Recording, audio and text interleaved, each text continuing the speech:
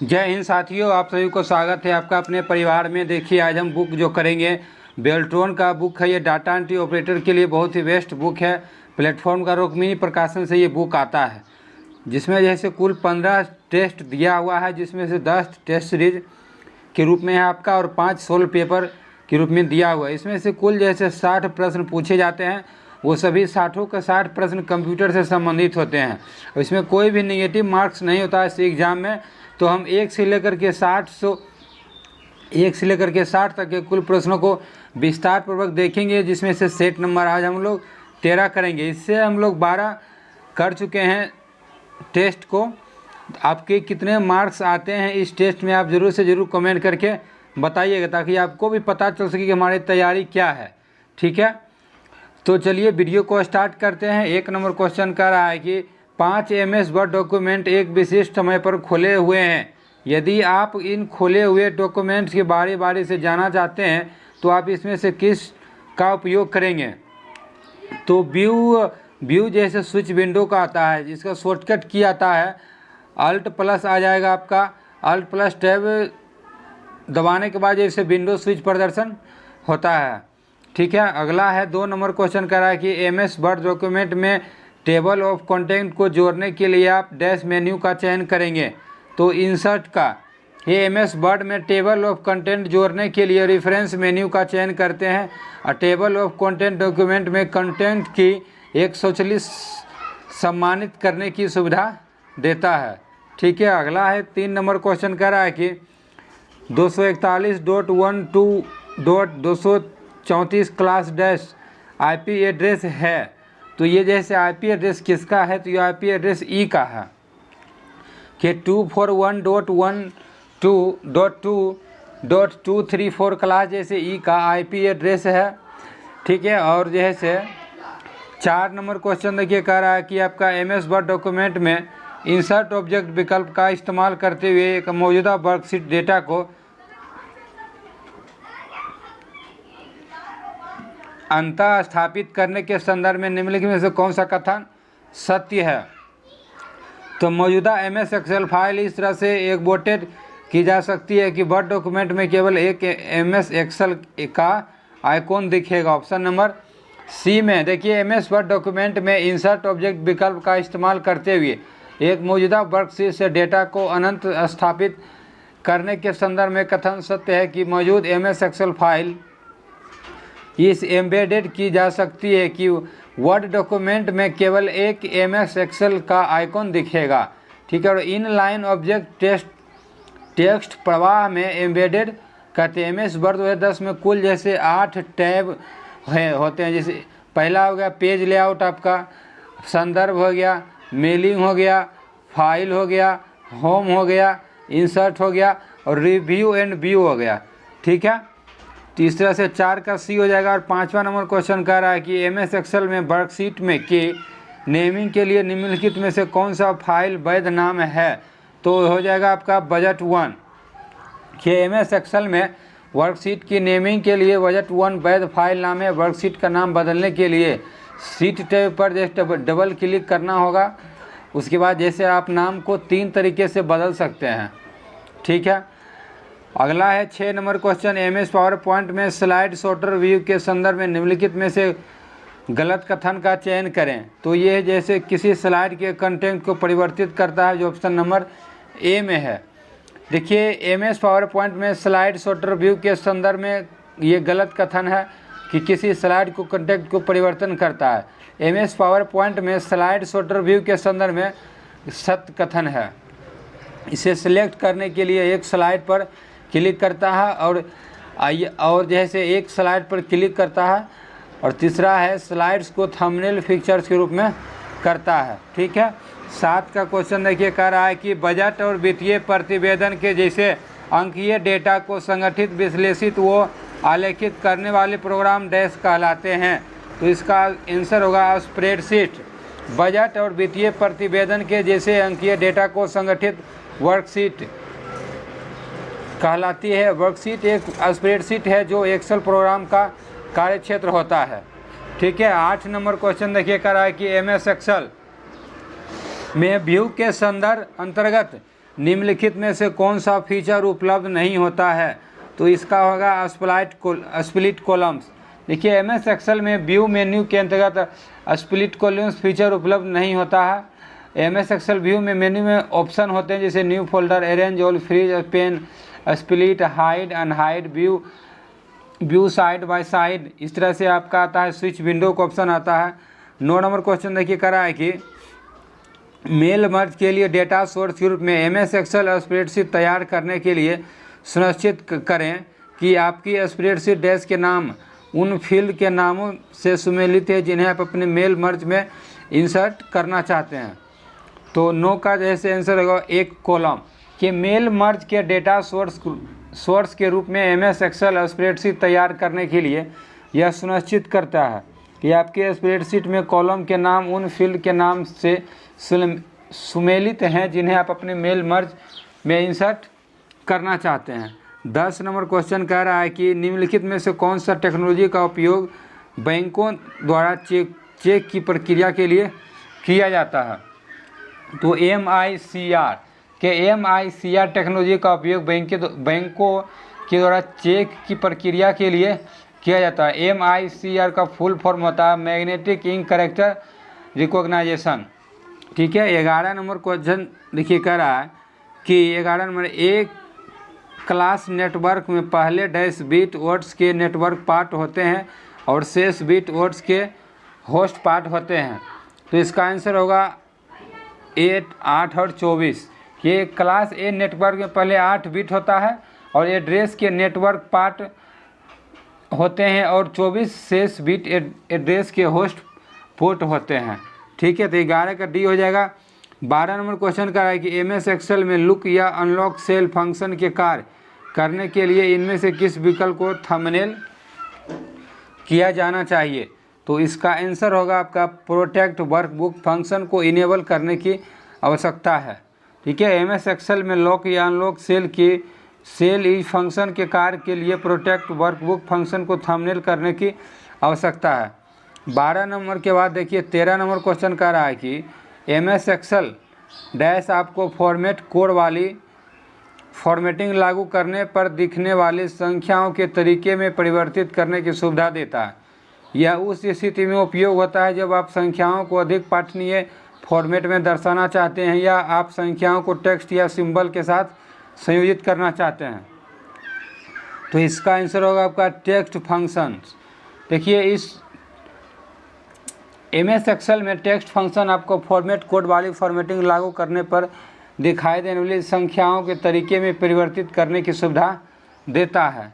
अगला है आपका 14 नंबर क्वेश्चन कह रहा है कि एमएस एक्सेल में प्रोटेक्शन फीचर्स के संदर्भ में निम्नलिखित में से कौन सा असत्य है, कौन सा कथन गलत है ये बोल रहा है। तो गलत हो जाएगा आपका। देखिए आप ऑप्शन नंबर सी को देखिए, आप पासवर्ड निर्दिष्ट करके अपनी वर्कबुक को स्ट्रक्चर को लॉक नहीं कर सकते हैं। ठीक है। तो ये गलत कथन दिया हुआ है। और देखिए इसके बारे में आप एमएस एक्सेल में प्रोटेक्शन फीचर्स के संदर्भ में औसत कथन है कि पासवर्ड निर्दिष्ट करके अपने वर्कबुक के स्ट्रक्चर को लॉक नहीं कर सकते हैं। एमएस एक्सेल में worksheet level protection security features के रूप में अभिप्रेरित नहीं होता है। यह केवल प्रयोगकर्ताओं को वर्कशीट में लॉक की हुई सेल्स में परिवर्तन करने से रोकता है। ठीक है।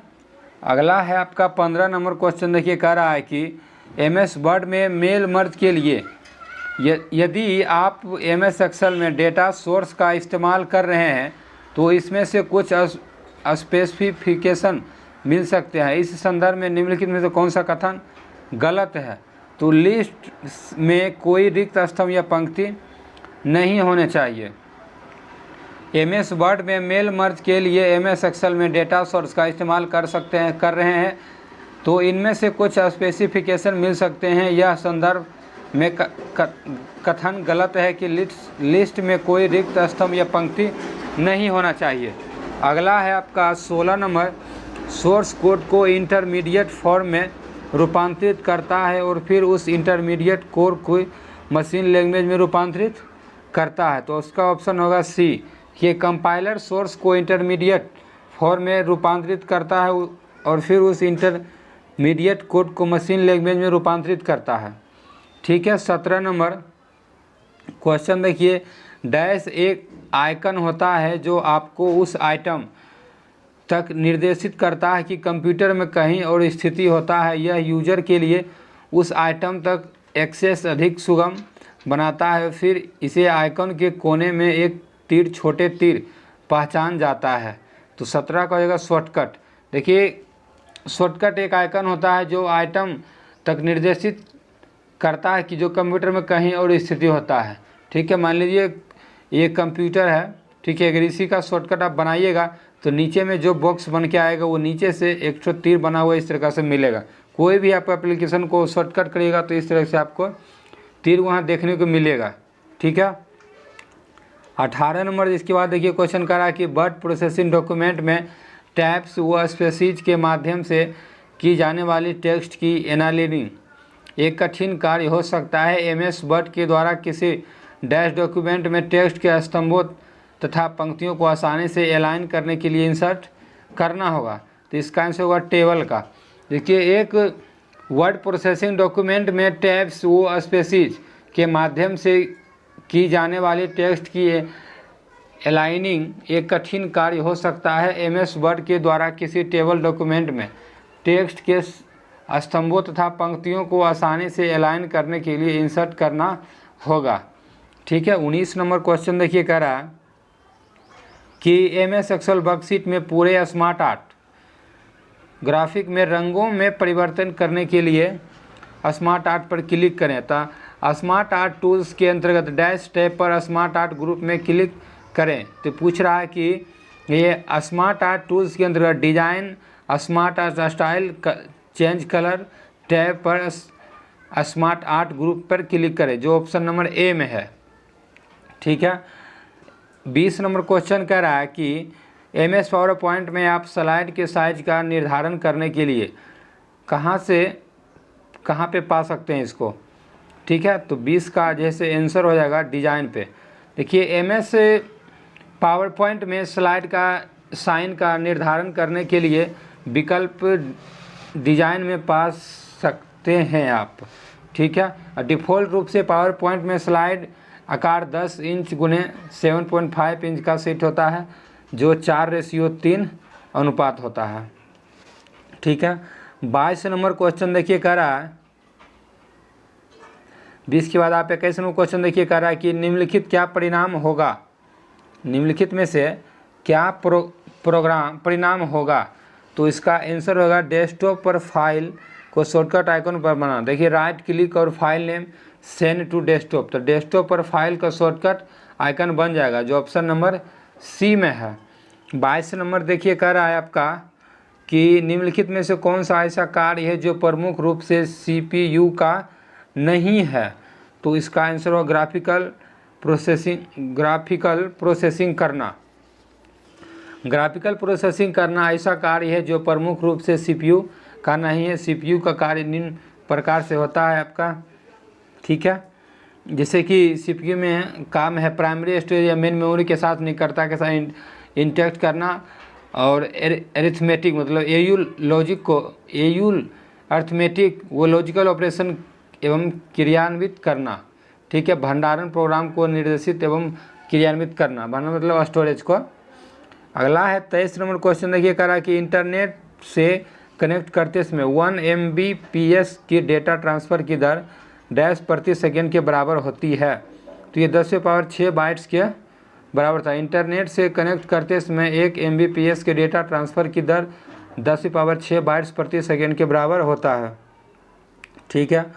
24 नंबर क्वेश्चन कह रहा है कि मेल मर्ज प्रोसेस में 3 डॉक्यूमेंट शामिल होते हैं, मेन डॉक्यूमेंट डैश तथा मर्ज डॉक्यूमेंट कहलाते हैं। तो इसका आंसर होगा डेटा सोर्स। कि मेल मर्ज प्रोसेस में 3 डॉक्यूमेंट शामिल होते हैं, मेन डॉक्यूमेंट, डेटा सोर्स तथा मर्ज डॉक्यूमेंट। अगला है 25 नंबर क्वेश्चन कह रहा है कि आपका एप्लीकेशन सॉफ्टवेयर के संदर्भ में निम्नलिखित में से कौन सा कथन सत्य है।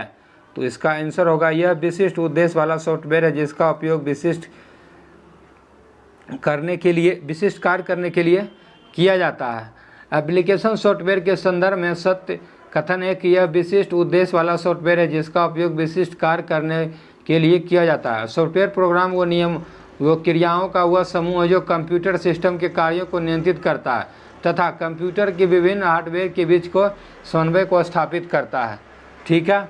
26 नंबर क्वेश्चन देखिए, कह रहा है कि स्लाइड शो के दौरान स्क्रीन की काली करने वाली डैश बनाया जाता है। तो इसका आंसर होगा बी का। देखिए, स्लाइड शो के दौरान स्क्रीन को काली करने के लिए बी बटन को दबाया जाता है। ठीक है। 27 नंबर क्वेश्चन को देखिए, कह रहा है आपका 27 नंबर कि यदि आप MS Excel 2016 worksheet stand out पर विशिष्ट डेटा बनाना चाहते हैं तो डैश जैसे कि एरो, स्टार या बैनर का उपयोग करना एक अच्छा तरीका होगा। तो इसका आंसर होगा जैसे स्मार्ट आर्ट। ठीक है। यदि आप MS Excel 2016 worksheet stand out पर विशिष्ट डेटा बनाना चाहते हैं तो स्मार्ट आर्ट जैसे एरो का, स्टार या बैनर का उपयोग करके आप अच्छा तरीका से इसको बना सकते हैं। 28 नंबर है, निम्नलिखित में से कौन सा कमांड बटन MS एक्सेल में सेल के कंटेंट का फॉन्ट साइज नहीं परिवर्तित कर सकता है। तो इसका आंसर होगा श्रिंक टेक्स्ट टू फिट। ये shrink text to fit command button MS Excel में मेल के कंटेंट का फॉन्ट साइज नहीं परिवर्तित कर सकता है। ठीक है। ये जो आपका देखिए जो दिया हुआ है ये फ़ॉन्ट को साइज को घटाने का है और ये जैसे आपका ऊपर में दिया हुआ है तो ये बढ़ाने का काम करता है। ठीक, फ़ॉन्ट के साइज को। अगला है 29 नंबर क्वेश्चन कह रहा है, देखिए आप अपने समस्त ग्राहकों को एक मानक पत्र भेज रहे हैं। आप पत्र में अपने ग्राहक के नाम वो पते लिखना चाहते हैं तो MS वर्ड 2016 में आप क्या इंसर्ट करेंगे? तो इसका आंसर होगा डेटा सोर्स को। कि अपने समस्त ग्राहकों को एक मानक पत्र भेज रहे हैं, पत्र में अपने ग्राहकों के नाम वो पते लिखना चाहते हैं तो MS वर्ड 2016 में डेटा को सोर्स इंसर्ट करेंगे। 30 नंबर क्वेश्चन कर रहा है कि MS पावर पॉइंट में डैश सेटिंग्स के लिए ट्रिगर विकल्प का उपयोग किया जाता है। तो एनिमेशन का, कि MS पावर पॉइंट में एनिमेशन की सेटिंग्स के लिए ट्रिगर विकल्प का उपयोग किया जाता है। 31 नंबर क्वेश्चन कर रहा है कि देखिए MS वर्ड में एक पैराग्राफ के भीतर 2 लाइन के माध्यम की दूरी डैश कहलाती है। तो इसका आंसर लाइन स्पेसिंग का। MS वर्ड में एक पैराग्राफ के भीतर 2 लाइन के मध्य की दूरी लाइन स्पेसिंग कहलाती है। ठीक है। अगला है 32 नंबर क्वेश्चन कि निम्नलिखित में से सेल्स के कंटेंट पर विचार करने कह रहा है कि सेल 1 C1 कॉलम 1 में फार्मूला बराबर A1 प्लस $1 है तो है C कॉलम 1 से फार्मूला C2 में कॉपी किया जाता है, C2 में दिखने वाला मान क्या होगा? तो इसका मान देखिए C1 से फार्मूला आएगा में A1 प्लस BS1, C1 से फार्मूला C2 में कॉपी किया जाएगा तो C2 में देखने वाला मान इसका वैल्यू जैसे 7 हो जाएगा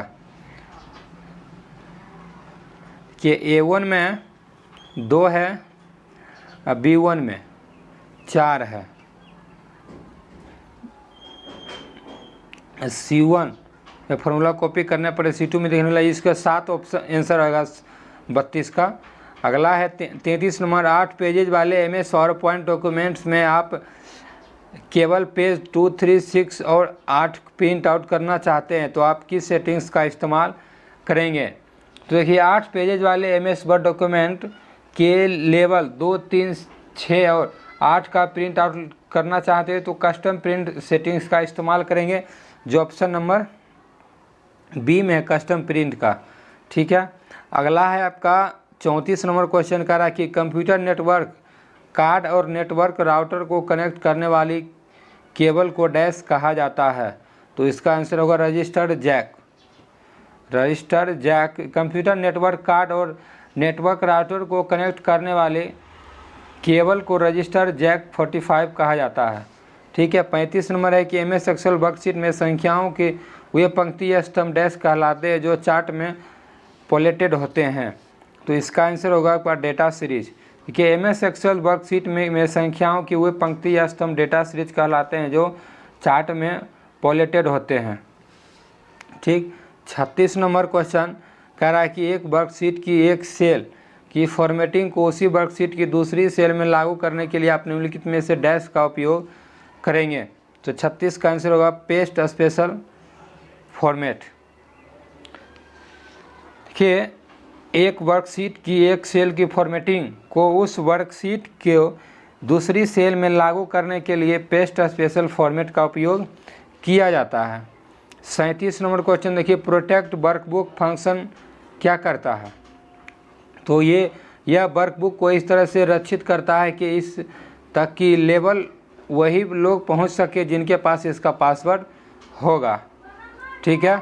37 का जैसे ए नंबर आंसर हो जाएगा आपका। 38 नंबर क्वेश्चन कह रहा है कि वायरलेस नेटवर्क का इस्तेमाल करते समय SSID इनमें से किसे निरूपित करता है। तो unique identifier of wireless network. Wireless network का इस्तेमाल करते समय SSID यूनिक आइडेंटिफायर ऑफ या वायरलेस नेटवर्क को निरूपित करता है। SSID का फुल फॉर्म होता है service set identifier.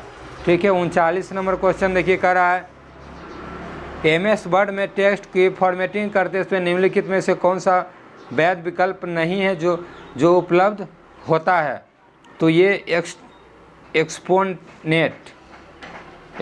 MS word में टेक्स्ट की फॉर्मेटिंग करते समय एक्सपोनेंट वैध विकल्प नहीं है जो उपलब्ध होता है। MS वर्ड में टेक्स्ट की फॉर्मेटिंग करते समय वैध विकल्प जैसे हो जाएगा आपका, देखिए, सुपर स्क्रिप्ट, स्ट्राइक थ्रू, सब स्क्रिप्ट, बोल्ड, इटैलिक, अंडरलाइन, ये सब आएगा आपका। 40 नंबर क्वेश्चन देखिए कह रहा है इनमें से किसे या किन्हें लो लेवल लैंग्वेज के रूप में परिभाषित किया जा सकता है। तो इसका आंसर होगा असेंबली। देखिए, असेंबली को लो लेवल लैंग्वेज के रूप में परिभाषित किया जा सकता है। असेंबली भाषा में लिखा प्रोग्राम सोर्स प्रोग्राम कहलाता है। ठीक है। अगला है आपका 41 नंबर, MS एक्सेल 2016 में आप वर्कशीट को रीनेम कैसे करेंगे। तो इसका आंसर होगा राइट क्लिक करके on the select name, seat name और फिर रीनेम। ठीक है। या फिर डबल क्लिक करके आप उसको रीनेम कर सकते हैं। अगला है आपका 42 नंबर क्वेश्चन कह रहा है कि MS वर्ड में किसी टेक्स्ट का फॉन्ट परिवर्तित करने के लिए क्या करना चाहिए। तो 42 का आंसर हो जाएगा जिसकी, देखिए, कह रहा है कि कथन में दिया हुआ है कि परिवर्तित किए जाने वाले टेक्स्ट को सिलेक्ट करेंगे और होम टैब पर फॉन्ट बॉक्स पर ड्रॉप डाउन एरो पर क्लिक करके उसके बाद वांछित फ्रंट का चयन करेंगे। तो फॉन्ट ऑप्शन नंबर डी हो जाएगा 42 का, कि MS वर्ड में किसी टेक्स्ट का फॉन्ट परिवर्तित करने के लिए परिवर्तित किए जाने वाले टेक्स्ट को फॉन्ट्स को पहले सेलेक्ट करना है, फिर होम टैब पर फॉन्ट बॉक्स पर जाकर के ड्रॉप डाउन एरो पर क्लिक करें। उसके बाद जैसे आप कौन सा फॉन्ट को लगाना चाहते हैं उसको सेलेक्ट करके आप आसानी से लगा सकते हैं। 43 नंबर क्वेश्चन कह रहा है कि MS एक्सेल में इनमें से किस टूल का उपयोग एक सेल के फॉर्मेट को किसी दूसरी सेल के रेंज में कॉपी करने के लिए किया जाता है। तो इसका आंसर होगा फॉर्मेट पेंटर। देखिए, MS एक्सेल में फॉर्मेट पेंटर टूल का उपयोग एक सेल के फॉर्मेट को किसी दूसरी सेल की रेंज में कॉपी करने के लिए किया जाता है। 44 नंबर क्वेश्चन देखिए कह रहा है कि कार्यालय में इस्तेमाल किए जाने वाले लैपटॉप डैश की डेटा स्टोरेज क्षमता होती है। तो 512 GB का। कार्यालय में इस्तेमाल किए जाने वाले लैपटॉप में 512 GB डेटा की स्टोरेज क्षमता होता है। 45 नंबर क्वेश्चन है कि MS पावर पॉइंट में टेक्स्ट डायरेक्शन में डिफ़ॉल्ट रूप से कितने विकल्प उपलब्ध होते हैं। तो कुल 4 विकल्प उपलब्ध होते हैं। MS पावर पॉइंट में 4 विकल्प कौन कौन होते हैं, देखिए, horizontal, rotate all text 90 degree, rotate all text 270 degree और जैसे स्टैकेड आएगा। ठीक है। तो यही 4 ऑप्शन होता है। तो 45 का बी हो जाएगा। 46 नंबर क्वेश्चन है कि MS वर्ड 2016 में मेल मर्ज का इस्तेमाल करते हुए लेबल्स को प्रिंट करने के लिए डैश है। तो इसका जैसे कर रहा है कि डैश स्टार्ट मेल मर्ज और लेवल पर जाएं, तो मेलिंग पे पहले जाना होगा। देखिए, MS वर्ड 2016 में मेल मर्ज का इस्तेमाल करते हुए लेवल्स को प्रिंट आउट करने के लिए मेलिंग में जाएंगे, फिर स्टार्ट मेल मर्ज, फिर लेवल पर जाएं। ठीक है। 47 नंबर क्वेश्चन कह रहा है कि डैश जुड़ी हुई हार्डवेयर डिवाइस तथा ऑपरेटिंग सिस्टम के मध्य आवश्यक रूप से निर्बाध कम्युनिकेशन की सुविधा देता है। तो इसका आंसर होगा आपका डिवाइस ड्राइवर। देखिए, डिवाइस ड्राइवर जुड़ी हुई हार्डवेयर डिवाइस तथा ऑपरेटिंग सिस्टम के मध्य आवश्यक रूप से निर्बाध कम्युनिकेशन की सुविधा देता है। और डिवाइस ड्राइवर को कंप्यूटर ड्राइवर या फिर हार्डवेयर ड्राइवर भी कहा जाता है। 48 नंबर क्वेश्चन कह रहा है कि कॉलम बी की समस्त सेल के कंटेंट को बोल्ड व इटैलिक करने के लिए आप क्या करेंगे? तो इसका आंसर जैसे हो जाएगा कॉलम बी को सेलेक्ट करेंगे और होम मेन्यू के अंतर्गत फॉन्ट ग्रुप में बी तथा आई का उपयोग करेंगे। तो 48 का बी हो जाएगा सही। 49 नंबर क्वेश्चन देखिए कह रहा है कि MS Excel wrap text feature text को समायोजित करने के लिए डैश को एडजस्ट करता है। तो ये जैसे रो की ऊंचाई को एडजस्ट करता है। MS Excel wrap text feature text को समायोजित करने के लिए रो की ऊंचाई को एडजस्ट करता है। 50 नंबर है विंडोज़ XP में डैश बटन होते हैं जो आपको सामान्य टूलों तथा वर्तमान में चल रहे प्रोग्राम तक त्वरित एक्सेस देता है। 50 का हो जाएगा टास्क बार इसका आंसर। देखिए, विंडोज़ XP में टास्क बार बटन होते हैं जो आपको सामान्य टूलों तथा वर्तमान में चल रहे प्रोग्राम तक त्वरित एक्सेस होता है। 51 नंबर क्वेश्चन है कि रेंज A1.5 में कुल कितने सेल होती है? तो इसका आंसर होगा 20 सेल।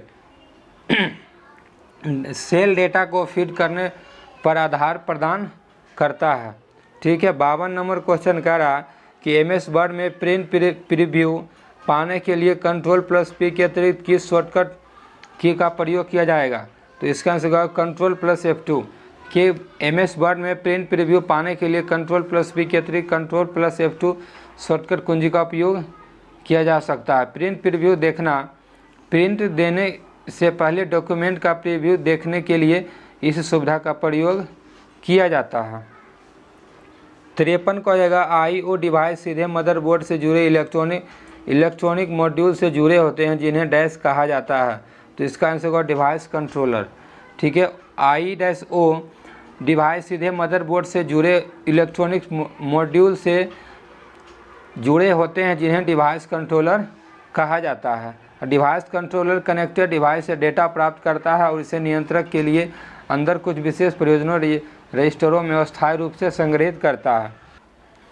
देखिए, 54 नंबर क्वेश्चन है कि MS एक्सेल में सेल स्टाइल फीचर के समय निम्नलिखित से कौन सा कथन सत्य नहीं है? तो 54 का जैसे हो जाएगा ऑप्शन नंबर डी, इनमें पंक्ति की ऊंचाई या स्तंभ की चौड़ाई परिवर्तित होता है। ठीक है। इसमें सेल में कोई भी किसी का ऊंचाई या चौड़ाई परिवर्तित नहीं होता है। ठीक है। इसको मेल मर्ज कर सकते हैं इसको। अगला है 55 नंबर क्वेश्चन कि निम्नलिखित में से कौन सा आउटपुट डिवाइस नहीं है? तो ये स्कैनर नहीं है आउटपुट, बाकी प्लॉटर, मॉनिटर, प्रिंटर ये सब output device. Scanner output device नहीं है, स्कैनर इनपुट डिवाइस है। और आउटपुट डिवाइस और भी हैं जैसे printer, plotter, speaker, card reader, tape recorder, monitor, video screen, image projector. ठीक है। अगला है आपका जैसे 56 नंबर क्वेश्चन कह रहा कि रिक्त स्थान की पूर्ति करें dash start dash MS office MS word. ठीक है। तो 56 का हो जाएगा स्टार्ट के बाद जैसे ऑल प्रोग्राम, फिर MS ऑफिस, फिर MS वर्ड। ठीक। तो 56 का डी नंबर हो जाएगा। अब अगला है आपका 57 नंबर क्वेश्चन, अपने एक MS एक्सेल स्प्रेडशीट में 5 विभिन्न स्तंभों में डेटा एंटर किया है, लेकिन आपने देखा कि आप तीसरे स्तंभ में उपलब्ध सूचना को पढ़ नहीं पा रहे हैं। आप सभी 5 स्तंभों को एक जैसी दिखावट चाहते हैं, आपको क्या करना चाहिए? तो देखिए, तीसरे सेल के दाएं बाउंड्री पर डबल क्लिक करना होगा जो ऑप्शन नंबर ए में है। MS एक्सेल स्प्रेडशीट में 5 विभिन्न स्तंभों में डेटा एंटर किया है, लेकिन देखा गया कि तीसरे स्तंभ में उपलब्ध सूचना को पढ़ा नहीं पा रहा है। तो सभी 5 स्तंभों की एक जैसी दिखावट चाहिए। तो तीसरे सेल के दाईं बाउंड्री पर डबल क्लिक करके आप इसको ठीक कर सकते हैं। 58 नंबर क्वेश्चन है, कह रहा है कि देखिए 58 नंबर क्वेश्चन कि एक वर्कशीट से दूसरे वर्कशीट में जाने के लिए निम्नलिखित में से कौन सा शॉर्टकट की का प्रयोग किया जाता है। तो जैसे एक वर्कशीट से दूसरे वर्कशीट में जाने के लिए कंट्रोल प्लस पेज डाउन का प्रयोग किया जाता है, जो ऑप्शन नंबर सी में है, सॉरी, ठीक है, ऑप्शन नंबर सी में कंट्रोल प्लस पेज डाउन। और 59 नंबर क्वेश्चन है, MS एक्सेल वर्कशीट में सभी सेल डिफ़ॉल्ट रूप से डैश होते हैं लेकिन उन्हें डैश के रूप में फॉर्मेट किया जा सकता है। तो देखिए MS एक्सेल वर्कशीट में सभी सेल डिफ़ॉल्ट रूप से अनलॉक्ड होते हैं लेकिन उन्हें लॉक्ड के रूप में फॉर्मेट किया जाता है और उपयोगकर्ता इसको आसानी से आवश्यकता अनुसार MS एक्सेल वर्कशीट की सेल को हॉरिजॉन्टल अलाइनमेंट में को बदल सकता है, ठीक है। तो इसका ऑप्शन में देखिए कहाँ है इसका ऑप्शन, नीचे आइए थोड़ा सा, तो उस ऑप्शन जो है से हो जाएगा इसका अनलॉक्ड एवं लॉक्ड, जो ऑप्शन नंबर ए में है, ठीक है, 59 का ए हो जाएगा। 60 नंबर है कि निम्नलिखित में से कौन सा प्रोग्राम यूजर को डिलीट फाइल्स तक एक्सेस प्रदान करता है। तो ये विंडोज एक्सप्लोरर। देखिए विंडोज एक्सप्लोरर प्रोग्राम यूजर को डिलीट फाइल्स तक एक्सेस प्रदान करता है और विंडोज एक्सप्लोरर का प्रयोग कंप्यूटर के ड्राइव में डायरेक्टरियों तथा फाइलों को देखने और उन्हें व्यवस्थित करने के लिए किया जाता है, ठीक है। तो 1 से लेकर के हम लोग सभी 60 प्रश्नों को विस्तारपूर्वक देखिए। इसका PDF आप हमारे टेलीग्राम सफल स्टडी सेंटर से डाउनलोड कर सकते हैं और आपके कितने मार्क्स आए हैं इस सेट में आप ज़रूर से ज़रूर कमेंट करके बताइए। आज के लिए इतना ही, फिर मिलते हैं हम आपसे अगली वीडियो में। जय हिंद।